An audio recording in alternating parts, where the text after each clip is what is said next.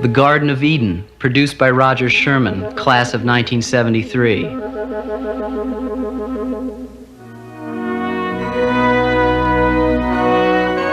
The Times of Harvey Milk, directed by Robert Epstein, class of 73.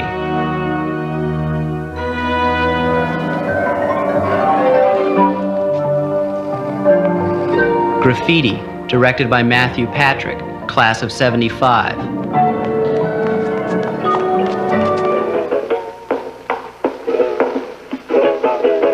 The Wizard of the Strings, directed by Peter Friedman, class of 76. And The Statue of Liberty, produced by Ken Burns, class of 71, and Buddy Squires, class of 74. It's incredible. There have been 6 Academy Award nominations for Hampshire alumni-produced films, 5 nominations in the last 2 years. And it doesn't stop there with Hampshire graduates. There are businessmen, doctors, lawyers, astrophysicists, every field there's been a Hampshire student excelling. When a student leaves Hampshire, they have developed, in the midst of their particular studies, the abilities of independent thinking, critical exchange, and the capacity to produce an end product for which they are responsible.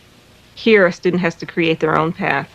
And so that they may end up doing something that looks very much like political science somewhere else, but they have to think through what that is. It's not set out for them. That insists at an early point that you take responsibility for your own curriculum, that you think, that you don't just memorize, that you devise examinations for yourself by thinking, pushing limits, pushing norms, questioning everything that's around you.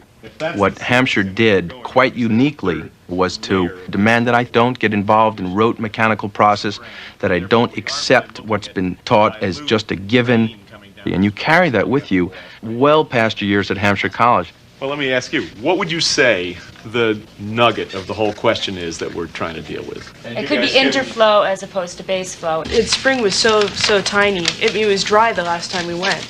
Yeah, or it could have been the surface drainage that was being fed by as well. I think the thing that keeps you going as an intellectual adult is the excitement to find out new things, inner excitement. And that's really what goes on at Hampshire. Students, by virtue of having to ask their own questions, know how to do it for the rest of their lives, and it's a very rewarding thing.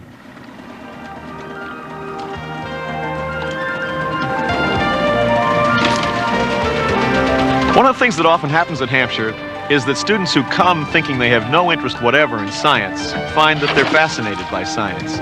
And I think that this may be the first time that they've been trying to deal with real-world questions, things that have social importance but are based on scientific inquiry. And it's not simply doing a cookbook laboratory.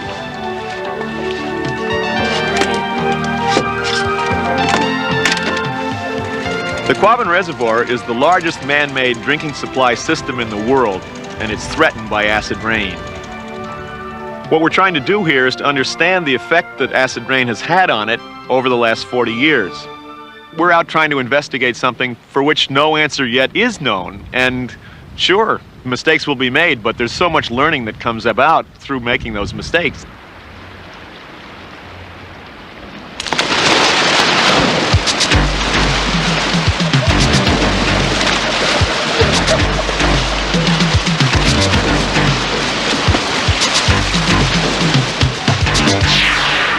No grades, terrific. You know, I don't ever have to think about tests again. I was really excited. And I got here and I found after my first semester I was a little bit like, oh my gosh, there are no grades. What are these evaluations going to say about me? And I read them and I said, that's actually a good reflection of what I did. The absence of grades does something that is, on the one hand, it deformalizes the process of education, and on the other hand, deepens it very greatly. You can't do more than get an A. Where do you go after that? Here, it's the cumulative growth that they have achieved over 4 years that counts, and not the grade point average. But the thing is, when we go up to the government and say, I want to know why this is happening now, we don't get shot or we don't get imprisoned. Yeah, but if you've got to control people by shooting them and throwing them in prison, you don't really have much control. You're just oppressing by terror. But if you oppress by apathy, you've got much more control. Okay, look back. Let's ask the same question in a slightly different way. I think that there's a lot of talk about Hampshire being a place where students can do their own thing. And in some ways that can be very frightening to students who are only 18 years old. So it's the role of the advisors and the role of the faculty in general to help guide students into something that's doable and something that's understandable and something that they can complete. The title of my senior thesis, My Mother's Legacy, an Analysis of Alienation of Middle-Class Black Women. Implementing solar energy. Man, power, and desire. Feminism. The personal is the political. The experience of man in the wilderness. Linguistics and dance. The political economy of international communications. Biological and anthropological approach to marine science. Digging into prose fiction.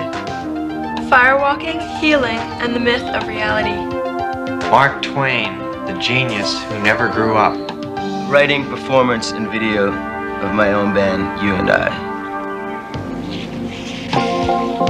My final project at Hampshire was the design and construction of a multi-terrain wheelchair.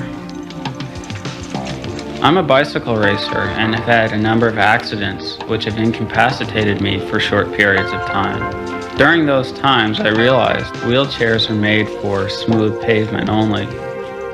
So I decided to try and design equipment that would give handicapped people more independence. In order to build this wheelchair, I did work in a number of disciplines: ergonometry, exercise physiology, and mechanical design. The result is the first wheelchair that can go through grass, fields, woods, as well as on smooth pavement. And a lot of Hampshire students move into areas of specialisation.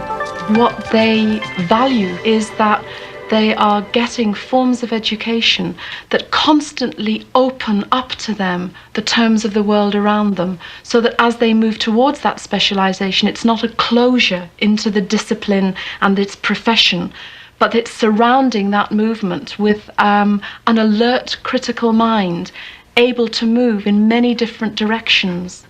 In this class, I'm a professor of literature.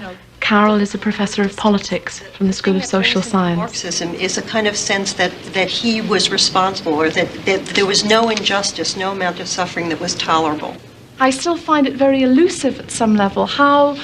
Where do you get the strength? I am bringing to the class a kind of reading of people's lives and their writings, informed by literary criticism, literary theory. Highly attractive. She is bringing to the class a range of historical and political frameworks, which then become part of the dialogue of the classroom. In another class that I've taught, for example, there was a physicist, a sociologist, and I myself a professor of literature. Hampshire helps students go beyond the facts, I think, and look beyond the facts just by the kinds of courses that we offer and the kinds of questions that we ask students. Hampshire students have quite a reputation for being the students in the 5 college courses who raise their hands and want to know more and who want to get behind what it is the professor is saying. Hampshire is a small school with 900 to 1,000 students, and the access to Smith, to Mount Holyoke, and UMass and Amherst allowed me to take courses in specific areas, Japanese and advanced French, that I wouldn't have been able to take at Hampshire. But I've always come back and I could use what I got out of the courses for my work at Hampshire. All the libraries, art exhibits, tons of cultural events expand the resources incredibly.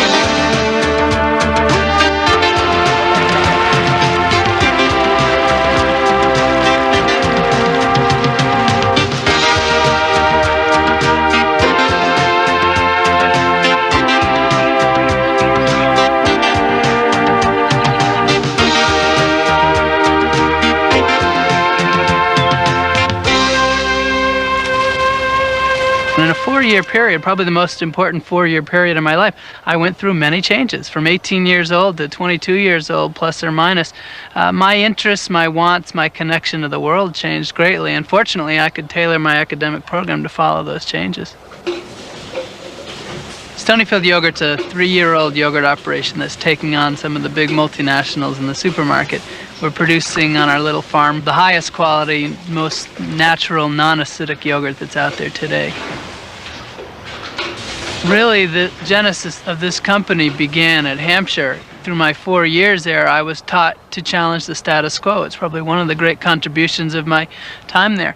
The fact is, there's always room for a better product. There's always room for a better business. There's always room for the little guy to make headway in the world of the giants as long as you're creative and entrepreneurial. And the college taught me that there are things wrong in the world, in the environmental disciplines, and that I can make a contribution to correcting them, even my own little tiny self. Law school requires discipline and hard work, and I think Hampshire College certainly teaches you that you must develop internal discipline. If nothing else, when you get to law school after a Hampshire experience, you realize that the best way to deal with the competition is to simply rise above it. There's something about being able to make choices and feeling good about those choices and having ideas and going with them and seeing what happens, and that's exciting. That it's also being around people who are excited about their work. Everybody's into their own thing, and people aren't doing stuff because they feel like they have to.